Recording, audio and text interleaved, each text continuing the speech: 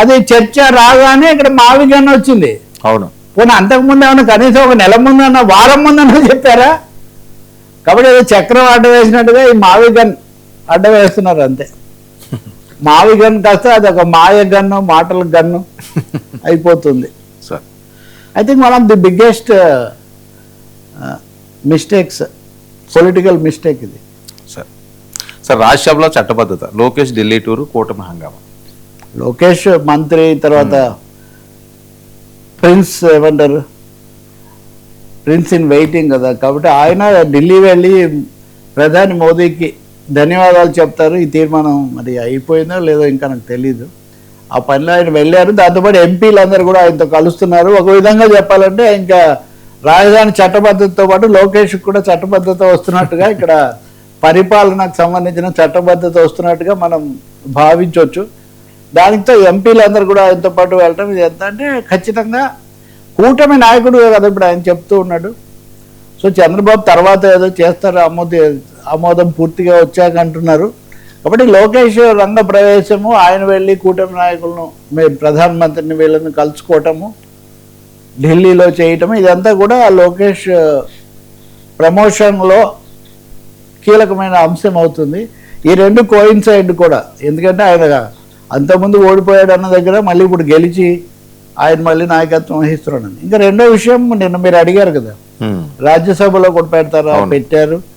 నిత్యానందరాయ్ ఇక్కడ కూడా ఆయన దాన్ని మేము రాష్ట్రానికి కట్టుబడి ఉన్నాం, పోనీ 12 మాసాల తర్వాత అయినా కేంద్రానికి గుర్తొచ్చింది, అంతవరకు మనం సంతోషించవచ్చు. ఆ తర్వాత కింజరాపు రామ్మోహన్ నాయుడు మాట్లాడారు, ఎక్కువ మంది తెలుగులో కూడా మాట్లాడారు. ఆయన చారిత్రాత్మకమైన ఇది అసలు మామూలు విషయం కాదు, తెలుగు వాళ్ళ చరిత్ర ఇవన్నీ చెప్పారు. ఓకే, ప్రత్యేకించి ఇప్పుడు దాన్ని రికార్డ్ చేయడం తప్ప అమరావతి నిర్ణయం ఎప్పుడూ అయిపోయింది, 2 సార్లు శంకుస్థాపన కూడా అయిపోయింది. కాబట్టి ఇప్పుడు దీన్ని మరీ హైప్ చేయాల్సిన అవసరం కూడా ఏం లేదు. నేను నిన్నే మీతో ఆ మాట అన్నాను. కాబట్టి హైప్ కూడా కొంచెం రేణుకా చౌదరి మాట్లాడారు బాగా బలపరుస్తూ, కృష్ణయ్య, వైవి సుబ్బారెడ్డి మాట్లాడారు వైసీపీ తరఫున. We oppose the bill in the present form, ఇప్పుడున్న రూపంలో ఈ బిల్లును మేము వ్యతిరేకిస్తున్నాము అని చెప్పారు స్పష్టంగా. సో దానికి కారణం ఇందాక నేను చెప్పింది, 2 లక్షల కోట్లు ఖర్చు అన్న విషయం ఒకటి చెప్పారు. రెండోదేమో మళ్ళీ జగన్మోహన్ రెడ్డి ఏ దశలో కూడా దీనికి వ్యతిరేకం కాదు, డబ్బులు లేకపోవడం వల్లనే. ఇప్పుడు డబ్బులు ఉంటే మీరు 5 అంతస్తులు ఇల్లు కట్టుకుంటారు, డబ్బులు లేకపోతే రేకుల షెడ్ వేసుకొని మొదలు పెట్టుకుంటారు. కానీ ఇల్లు స్థలం అయితే వదులుకోరు కదా ఎవరైనా కానీ. కాబట్టి అది అసలు తర్క విరుద్ధమైనటువంటి ఒక వాదన. కానీ వైవి సుబ్బారెడ్డి సభలో మళ్ళీ తమ పార్టీ నాయకుడు ఇది చెప్పాలి కాబట్టి మా పార్టీ వ్యతిరేకం కాదు, అలాగే మా అధినేత కూడా వ్యతిరేకం కాదని మరీ బల్లగుద్ది మరీ ఆయన చెప్తూ ఉన్నారు. కానీ బిల్లును వ్యతిరేకిస్తున్నామన్నారు కదా. కాబట్టి ఖచ్చితంగా ఒక నెగిటివ్ ఈ విషయంలో, రాజధాని విషయంలో మటుకు వైసీపీకి ఒక ఎజెండా కానీ ఒక స్పష్టత లేదు. స్పష్టంగా వ్యతిరేకం అనే కూటమి వాళ్ళు చెప్తున్న దాన్ని ఎవరు కూడా ఎలా కాదంటారు. వాళ్ళేమే opposite in the present form అన్న తర్వాత కొన్ని you haven't created another form, అది మీరు చేయలేదు కదా. సో రాజ్యసభ సాక్షిగా మళ్ళీ రెండోసారి కూడా వైసీపీ వాళ్ళు మేము దీన్ని వ్యతిరేకిస్తున్నామని వాళ్ళు చెప్పారు. రేణుకా చౌదరి అలాగే ఒకరిద్దరు, సురేష్ రెడ్డి ఇంకా ఒకరిద్దరు మాట్లాడారు. వీళ్ళు ఏమంటే ఒకటి బలపరచటం, కాంగ్రెస్ వాళ్ళు కూడా మాట్లాడారు. వీళ్ళందరూ ఉమ్మడి రాష్ట్రం విడిపోయినప్పుడు ఉన్నటువంటి విభజన సమస్యలు ఇప్పటికీ అలాగే కొనసాగుతున్నాయి. చాలా భారీ మొత్తాలు 2 రాష్ట్రాల మధ్య అవి పరిష్కారం కావడం లేదు. నిన్న లోక్సభలో కూడా అది వచ్చింది.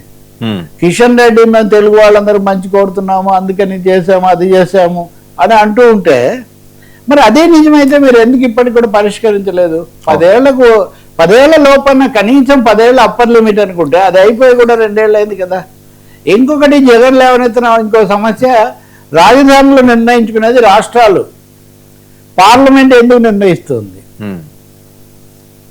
అంటే అసలు బిల్లు ఇక్కడ పెట్టడం అన్నదానికి కూడా బహుశా వైసీపీ జగన్మోహన్ రెడ్డి వ్యతిరేకమని అనిపిస్తుంది.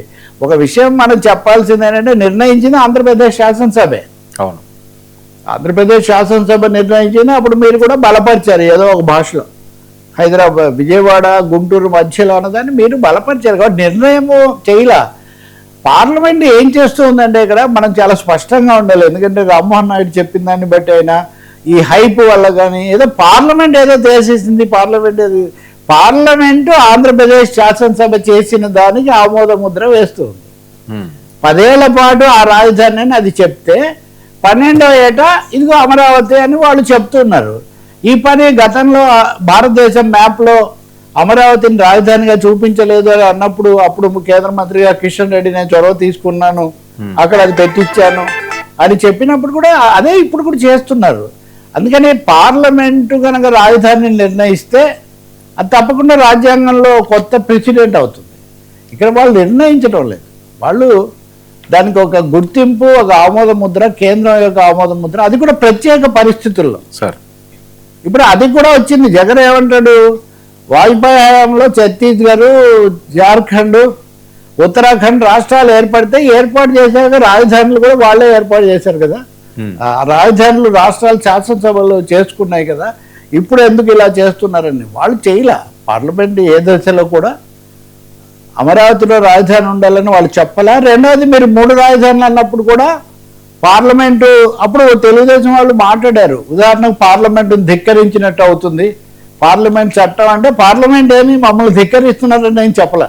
అవును, ప్రశ్నలకు జవాబుగా ఏమో ఆ రాష్ట్రంలో మరి మధ్య వేరే వార్తలు వింటున్నాం, మాకు ఇంకా అధికారికంగా రాలేదన్నారు. సో బీజేపీ రాజకీయం అక్కడే ఉంది. వాళ్ళు దానికి రామా స్వస్తి రావణ స్వస్తి అన్నట్టుగా దానికి ఆశీస్సులు అన్నారు, దీనికి ఆశీస్సులు అన్నారు.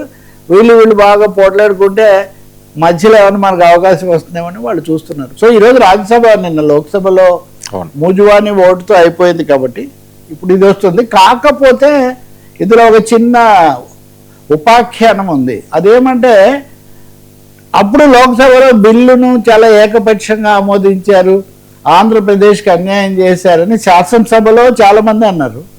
ఈరోజు రాజ్యసభలో, నిన్న లోక్సభలో కూడా ఈ మాటలు వస్తున్నాయి.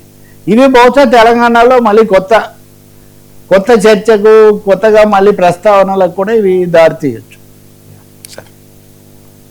కూటమేమో సాయంత్రానికి ప్రతి ఊరుగా సభలు ఇవన్నీ కూడా జరిపి ఆ సభలు ఇంకొంచెం రక్తి కట్టించడానికి మావి గన్ కూడా ఉపయోగపడుతుంది.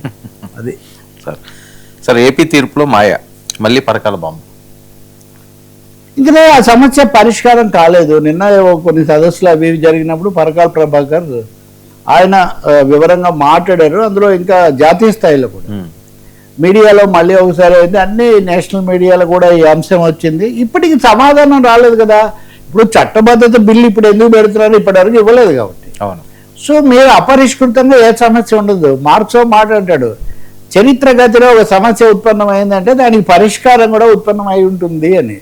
ఇప్పుడు అది న్యాచురల్, అది లా అన్నమాట. లా అది ఇటువైపు ఎంతో అటువైపు అంతే. ఇప్పుడు ఇక్కడ ఏంటి అంటే భారీ ఎత్తున ఈ ఓట్లు ఏమైనాయి, ఎట్లా పడ్డాయి అర్ధరాత్రి అని ఆయన లెక్కలతో సహా, ఆధారాలతో సహా, ఏదో ఊకదంపుడు కాదు కదా, సందేహాలు కాదు కదా.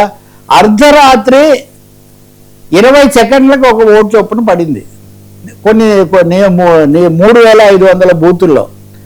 ఒక్కసారి ఓటు వేసిన తర్వాత అది మళ్ళీ రీసెట్ కావడానికే 14 సెకండ్లు పడుతుంది.